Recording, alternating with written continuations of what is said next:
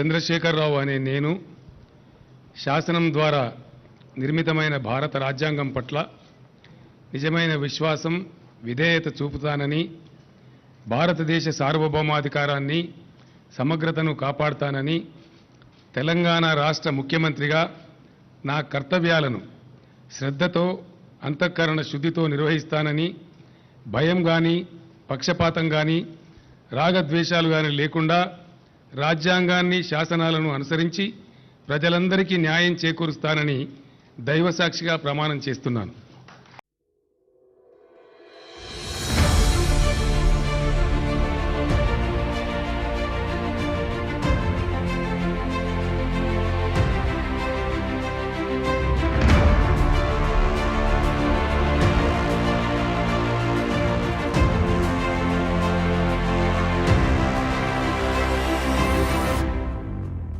हुकूमत की दूसरी मियाद का पहला साल आज मुकम्मिल हो रहा है।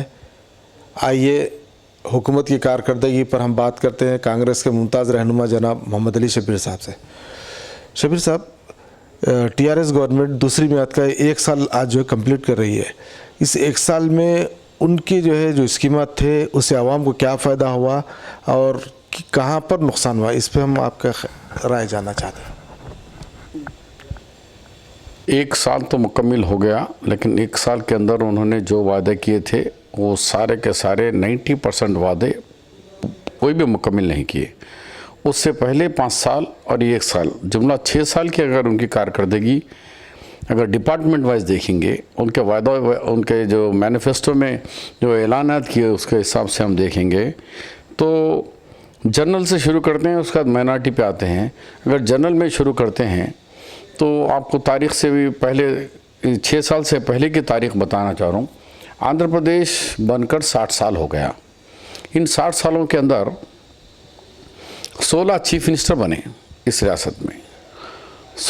60 साल में 16 चीफ मिनिस्टर बने और इस रियासत में खर्जा 16 चीफ मिनिस्टर मिल के खर्जा लिए 59 करोड़ 69,000 करोड़ इन्होंने खर्जा उठाया।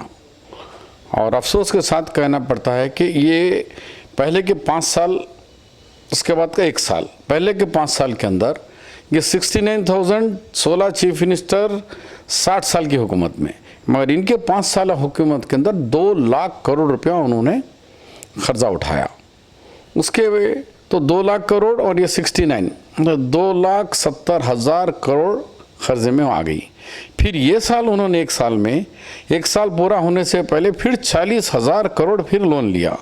तो इस तरीके से इनके 6 साल में इन्होंने 3,10,000 करोड़ का खालिस लोन लिए, जिसमें अगर 70 निकाल देंगे तो इनके 2,40,000 करोड़ रुपया इन्होंने 6 साल के अंदर लोन उठाया।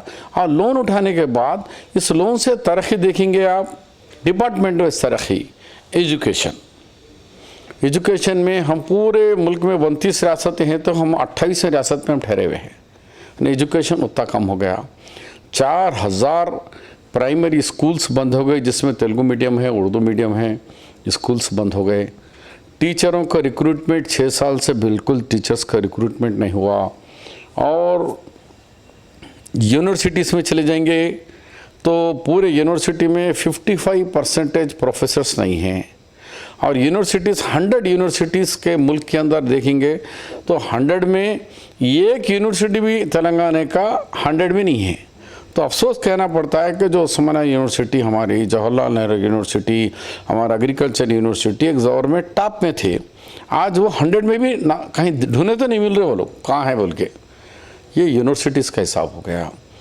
इस तरीके अगर बच्चों के तालीम पे देखेंगे तो फ़ीस रिएम्बर्समेंट के नाम पर आज ड्रॉप आउट इतना ज़्यादा हो गया कि 40% ड्रॉप आउट शुरू हो गया, क्योंकि फ़ीस नहीं दे रही हुकूमत, क्वालिटी ऑफ एजुकेशन नहीं है, यूनिवर्सिटीज़ के अंदर प्रोफेसर्स नहीं है। ये एजुकेशन का हाल है। अब रहा उसके बाद इंसान के लिए हेल्थ, अगर हेल्थ वाइज जाएंगे तो पूरी पार्लियामेंट से लेकर पूरी दुनिया चीख चीख के बोल रही कि भाई यहाँ पर डेंगू में इतने लोग मर रहे हैं, यहाँ चिकनगुनिया से मर रहे हैं, फीवर से मर रहे हैं, गांव-गांव में बीमारी फैल गई है, तो कोई दवाखानों में डॉक्टर्स नहीं हैं। इनका वादा था कि हर डिस्ट्रिक्ट दवाखाने को मैं सुपर स्पेशल हॉस्पिटल बनाऊंगा और एरिया दवाखाने को वहाँ पर 100 से 200 हॉस्पिटल बनाऊंगा। लेकिन आज तक उनका वादा पूरा नहीं हुआ। एक डिस्ट्रिक्ट हॉस्पिटल भी सुपर स्पेशल हॉस्पिटल नहीं बना, एक एरिया दवाखाना भी नहीं बना। आज डॉक्टर्स 70% डॉक्टर्स नहीं है, और जहाँ डॉक्टर्स है, जितने भी एक्सरे मशीन है या ब्लड टेस्टिंग मशीन है, सब खराब पड़े हुए हैं, उसको देखभाल नहीं है। कुछ तो नए मशीन आके उसको इंस्टॉल करने से पहले ख़राब हो गए मशीनें, क्योंकि टेक्नीशियन नहीं है। मशीन है तो टेक्नीशियन नहीं है, टेक्नीशियन है तो मशीन नहीं है, दोनों है तो डॉक्टर नहीं है, डॉक्टर है तो बिल्डिंग नहीं है। उस्मानिया हॉस्पिटल जो एक दौर में हिंदुस्तान का सबसे बड़ा दवाखाना, आज हालत क्या है उस्मानिया दवाखाने की देखिए, कि जहाँ चाहे उसके चिप्स नीचे गिर रहे हैं, इलाज के लिए कोई जाने वाला नहीं है। अच्छा आदमी जाके बीमार होकर आ रहा है, और हम बड़े बड़े बात करें तो एजुकेशन फेल हो गया।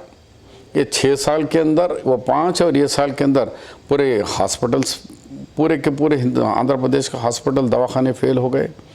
उसके बाद हमने कई दफ़ा कहा कि एक रिव्यू लो चीफ मिनिस्टर साहब, इतने लोग मर रहे हैं, एक रिव्यू लेने के लिए तैयार नहीं है। सीएम साहब दवाखाने के बारे में बात करने को तैयार नहीं है, ना खुद जाके दवाखाना देखते, ना इनके कोई मिनिस्टर जाके दवाखाना देख रहे हैं।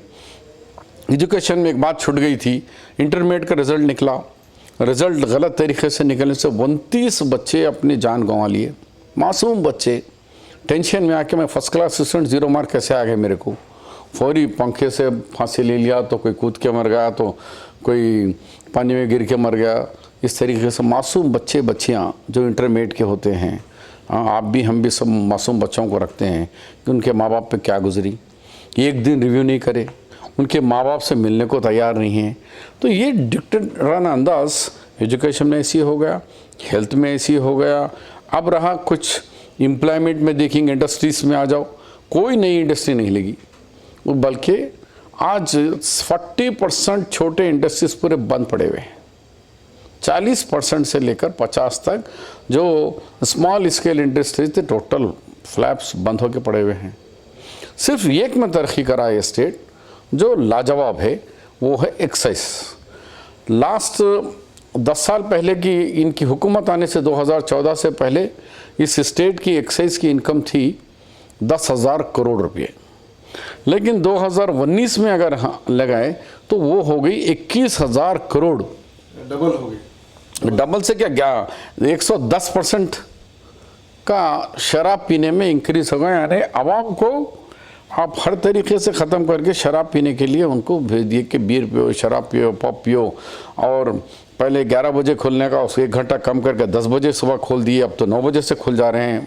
यानी चाय की दुकान खोले ऐसा खोल रहे हैं। पहले 10 बजे रात को बंद होता था, 12 बजे रात तक दे दिए हैं, और IT सिटी में तो 2 बजे रात तक दे दिए हैं। यानी शराब की इनकम हिंदुस्तान के तमाम रियासतों में हाईएस्ट परसेंटेज वाइज इनकम हमारी रियासत को है। तो ये एजुकेशन, एक्साइज वगैरह ऐसा रहा। सड़कें, कोई नए सड़कें नहीं बने। हैदराबाद का ट्रैफिक पूरा देख रहे हैं सिस्टम के, एक पानी का बूंद गिरते सारी ट्रैफिक जाम हो जाती है। तो आप बताओ तरक्की कहाँ हुई?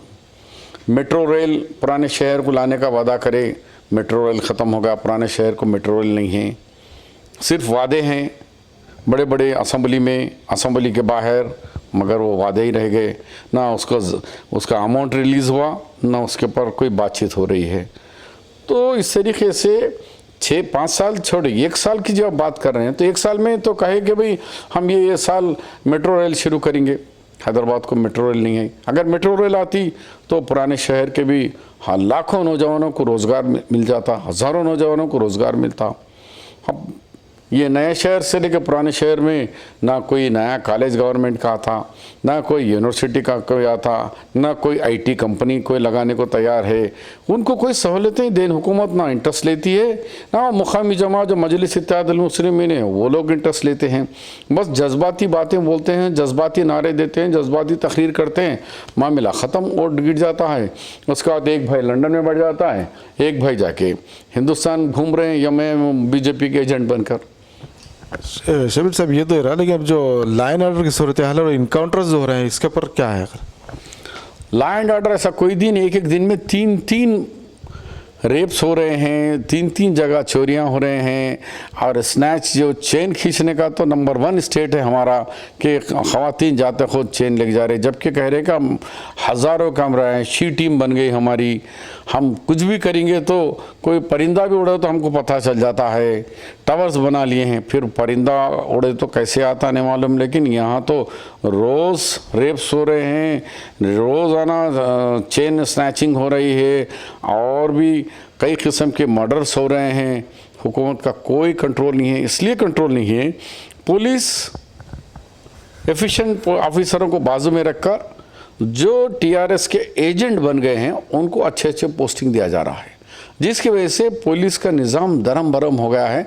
लॉ एंड ऑर्डर देखने के बजाय टीआरएस के कायदीन और उन मिनिस्टरों के अतराफ़ में घूम रहे हैं, आवाम के अतराफ़ में घूम रहे, आवाम के अतराफ़ में लॉ एंड ऑर्डर करो, वो तो महदूद हो गए वो लोग, उनके पीछे कर रहे क्या कि अच्छी पोस्टिंग मुझे मिल रहा है।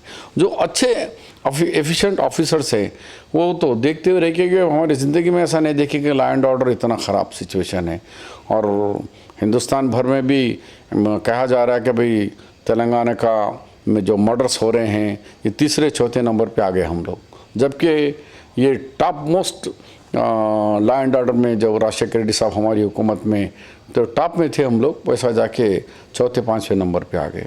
तो इस तरीके से हर जगह लॉ एंड ऑर्डर से लेकर एजुकेशन से लेकर हेल्थ से लेकर अब रहा वेलफेयर स्कीम भी निकालेंगे आप। नहीं शबीर साहब, ये तो ये चला, लेकिन वेलफेयर से पहले पूछना चाहूँगा, इस वक्त तेलंगाना जो है इनकाउंटर्स के अंदर वो हो गया और हिंदुस्तान भर में बड़ी तारीफ हो रही है कि पुलिस जो है अच्छी तरीके से इनकाउंटर्स कर रही है, और ये गुज़श्ता 1 साल में 3 मरतबा इनकाउंटर हो चुका है। इस पर आप क्या? देखिए, हम एक इनकाउंटर की तायद करते हैं, एक इनकाउंटर की मुखालिफत करते हैं। आपका सबसे पहले इनकाउंटर यहाँ पे हुआ वक़ारुद्दीन का, वक़ार का, जहाँ पर हाथ में बेड़ी पैर में बेड़ी, आलेर जनगांव से लेके निकले, हैदराबाद हाई कोर्ट को लाते लाते रास्ते में मार दिए। ये कह रहे हैं कि ये लोग टेररिस्ट थे। इससे पहले वह नलगुंडे से पकड़ के लाते लाते इनकाउंटर कर दिए। तो ये नईम का इनकाउंटर कर दिए। ये ओपनली मालूम हो रहा है कि हाथ में पैर में बेड़ी है। और यहाँ का जो इनकाउंटर भी हुआ है जो है, कुछ लोग कह रहे हैं कि भाई ऐसे जालिम शख्स को सज़ा इंस्टेंट होना चाहिए, मगर क़ानून, दुनिया का कोई भी क़ानून में अदालत हैं, क़ानून हैं। इस्लामी अदालतों में भी उनके ऊपर क़ाज़ी होता है, उन पर होता है, उसके बाद फांसी की सज़ा देना, कौन सी सज़ा देना वो क़ाज़ी तय करेगा, हुकूमत नहीं तय करेगी, पुलिस तय नहीं करेगा। इसी तरीके से यहाँ इतनी अदालतें हैं। हाँ ठीक है, जो अदालतों को सिस्टम से लेट हो रहा है, इंसाफ लेट मिल रहा है, उसमें हम सब मुत्तफ़िक़ हैं, लेट नहीं होना चाहिए, अर्ली होना चाहिए, एक टाइम बाउंड होना चाहिए और फास्ट ट्रैक अदालतें होना चाहिए। मगर आप कह देंगे कि भाई हम मार देंगे, कल किसको भी मार देंगे पुलिस। इन मासूम लोगों में, उसमें कौन मासूम था नहीं मालूम, 4 के 4 खाती थे, या कोई तमाशा बहन था, कोई करा होगा तो कोई खाली खड़े का था होगा। हम कैसे अंदाज़ा लगे जब कोई बयान ही नहीं लिया उन लोगों का कि भाई कौन जलाया, कौन रेप कौन करा, शराब कौन पिला है, इससे पूछे नहीं। उसमें एक 18 साल से कम उम्र वाला बच्चा भी है। तो खातियों को सज़ा मिलना है, फास्ट मिलना है, मगर ये नहीं कि हम इनकाउंटर कर देते हम, उसका जवाब नहीं है। इनकाउंटर देना ये सही नहीं है। इसमें मासूम लोगों को भी पुलिस इसका आइंदा चलकर बहुत दुरुपयोग करेगी। किसी के भी घर पे जाके निकाले, हम गए थे घर पे, वो हम पे हमला करने, हम शूट करके ख़त्म कर दिए। और ख़ास तौर पर ये घुमा के फिर ये मुसलमानों पे आने वाला है। ये इसलिए आएगा, कहेंगे कि भाई ये जो टेररिस्ट था, ये पाकिस्तानी सपोर्टर था, या फिर ये कहेंगे कि ये ISIS का एजेंट था, कुछ भी बोलेंगे मार देंगे। उसका कोई वही नहीं है। फिर अदालतों का क्या काम है, उसको कैसा प्रूफ करेंगे कि भाई ये इनोसेंट था या खाती था। तो ये अदालतों का काम अदालत करना है, हुकूमत का काम हुकूमत करना है, पुलिस का काम गिरफ्तार करके अदालत में पेश करना है, सज़ा देना उनका काम है। सज़ा पुलिस नहीं दे सकती, ये गलत है।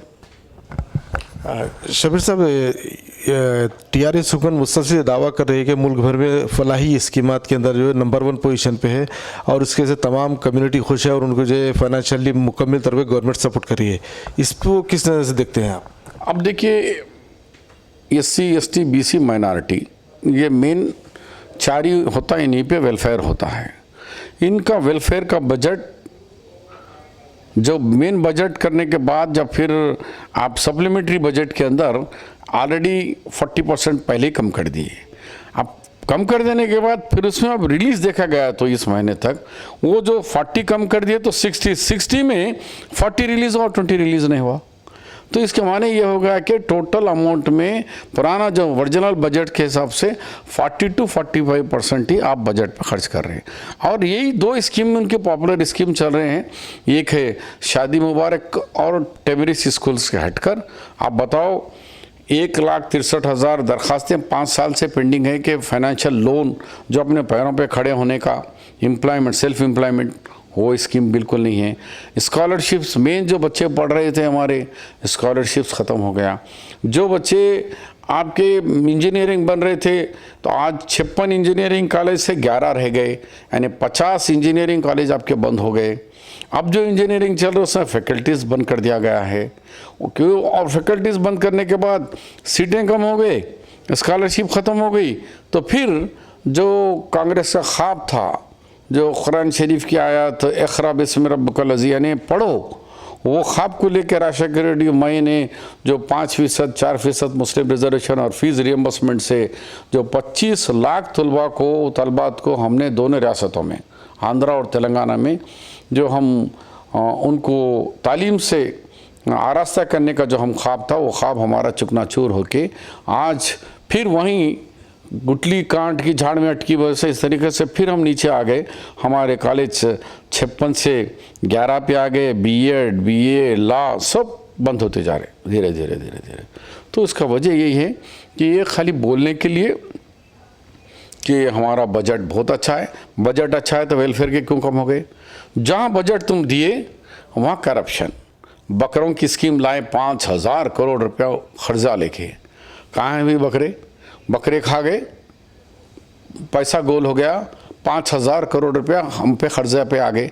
स्टेट के लोगों पे लिहाज मजहब मिला सब पे आ गए, मगर एक कम्युनिटी को दिए आप 5,000 करोड़ बकरों का, कहाँ हैं बकरे।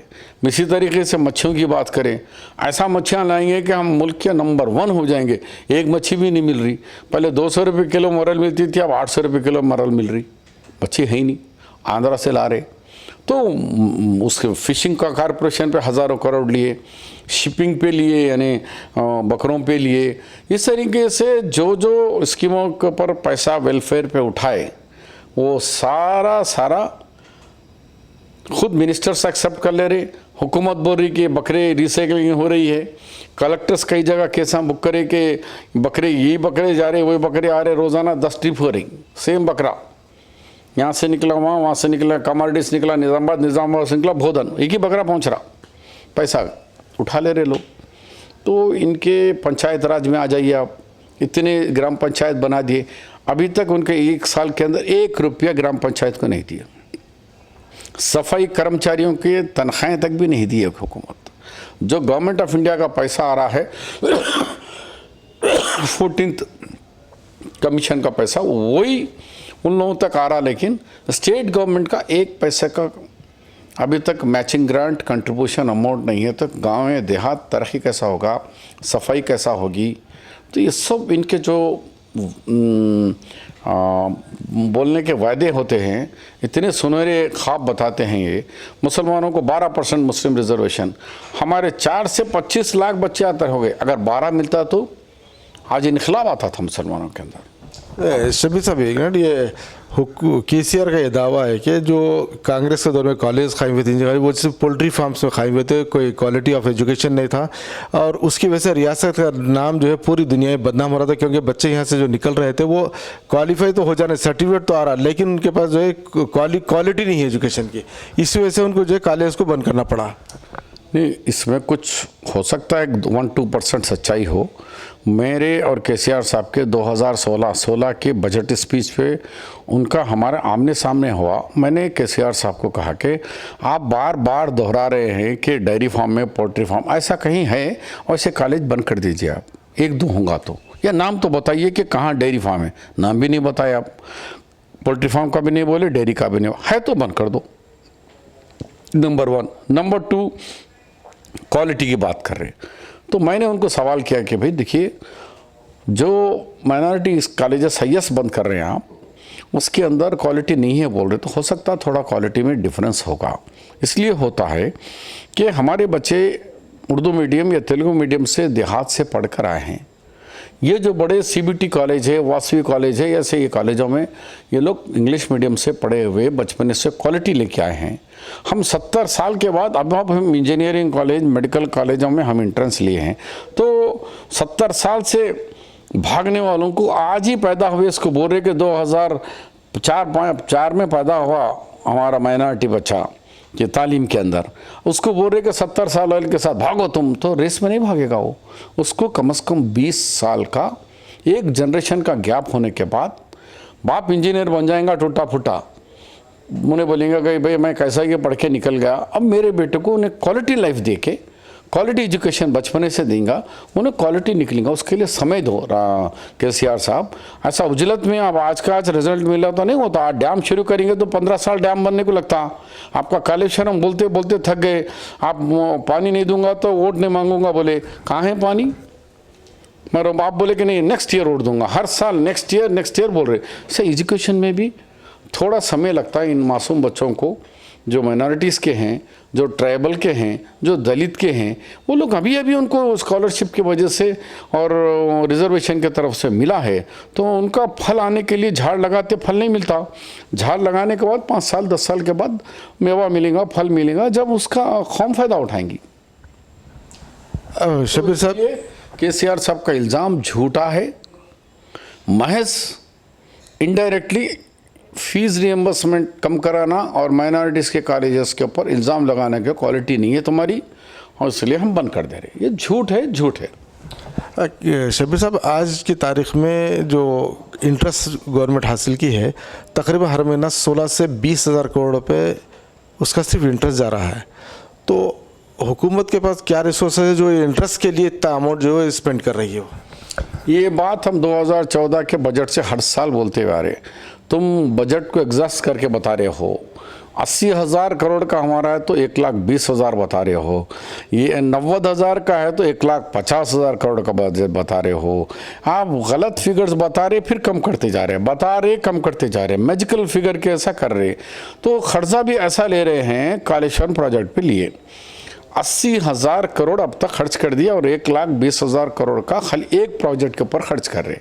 उस प्रोजेक्ट के ऊपर आपका जो इनकम आने का है उससे हर साल फिर आपको 10 से 20,000 करोड़ रुपया दोबारा लगाना पड़ेगा, क्योंकि करंट का बिल है, उसके ऊपर रिकरिंग चार्जेस है और पानी दिए तक। क्योंकि जो ग्रेविटी से पानी आता है, वन टाइम इन्वेस्टमेंट हमने बनाया कांग्रेस ने, नागार्जुना सागर 13 लाख एकड़ पानी, निज़ाम सरकार ने बनाया निज़ाम सागर 2,70,000 एकड़ पानी, नागार्जुना श्री राम सागर प्रोजेक्ट बनाए, उसके नीचे 7 लाख एकड़ पे पानी। यानी वन टाइम यहाँ से टेलीफोन करके रामलू 3 फीट गेटा उठा दो तो 3 फीट गेट JE लेवल का A लेवल का उठा देता। लेकिन आज हर मोटर के पास इनके जो लिफ्टिंग करने के मोटर्स है, वहाँ पर 3-3, 4-4 इंजीनियर्स होना, हेल्पर्स होना, पावर होना, और वो भी 2 महीने के लिए, इसके बाद बंद। ये तो साल तमाम चलते ही, पानी जितना आएगा उतना छोड़ते जाएंगे, सैराब होते रहेगा। तो इनका जो पानी है कि जो CWC, वो तो सेंट्रल वाटर कमीशन ने ये बात कही है कि आपका प्रोजेक्ट एक फार्मर को अगर पानी देंगे आप, उसके 2 क्रॉप निकालेंगे, आप एक ही क्रॉप को दे सकते हो, तो एक क्रॉप पे उसने 25 से 30 हज़ार रुपये निकालता होने मैक्सिमम। लेकिन खर्चा आ रहा 73,000, यानी डबल खर्चा आ रहा, हुकूमत को डबल खर्चा आ रहा। तो ये ऐसा नहीं है कि आप 300 करोड़, आप 1,20,000 करोड़ ला के प्रोजेक्ट बना दिए, अब पानी देते रहेंगे, किसान उगाते रहेगा नहीं है, किसान 1 लाख करोड़ का इनकम आएगा तो 2 लाख करोड़ हुकूमत को भर्ती डालते जाना पड़ेगा, है ना, हर साल आपको डालना है। तो आप जो सवाल करें कि इंटरेस्ट कहाँ से ला के देंगे, इसीलिए चीफ मिनिस्टर साहब ये 10 दिन से शुरू करे हैं कि माली हालात ठीक नहीं है, माली हालात ठीक नहीं है। कल तक क्या कह रहे थे, सरप्लस हम मैं बेताज बादशाह हूँ मैं, क्योंकि कांग्रेस देते होती बोली हैदराबाद एक दुल्हन है, उसके जिस्म पे तमाम डायमंड गोल्ड भरा हुआ है। अब वो डायमंड औरत को जो दुल्हन को, अब उसको दुल्हन के ऊपर से जितने कीमती जवाहरात थे रहन हो गए, ख़त्म हो गए, बेच दिए। ये सरकार बेच के उसको मामूली औरत बना दी। दुल्हन जो डायमंड और गोल्ड से सजी हुई हैदराबाद जाकर आज भुक्का नंगा फ़कीर कैसा बन के हम बारों में लगे हुए, कौन देता कौन देता कौन देता। तो ये दौर देखो, 5 साल पहले क्या थे हम, रिचेस्ट स्टेट, आज हम क्या है, कर्ज में मुब्तला होकर 20, आपके कहने के मुताबिक 20,000 करोड़ तो खाली मिट्टी बना है। शफी साहब, 1,20,000 करोड़ से कालेश्वर प्रोजेक्ट तो शुरू होगा, लेकिन प्रोजेक्ट का इनाग्रेशन में पानी का एक खतरा अभी तक नहीं है उस पर। मैं वही तो कह रहा हूँ ना, फिर कह रहे हैं कि वो नेक्स्ट ईयर, अब ये नया साल से हम पानी शुरू करेंगे कह रहे हैं।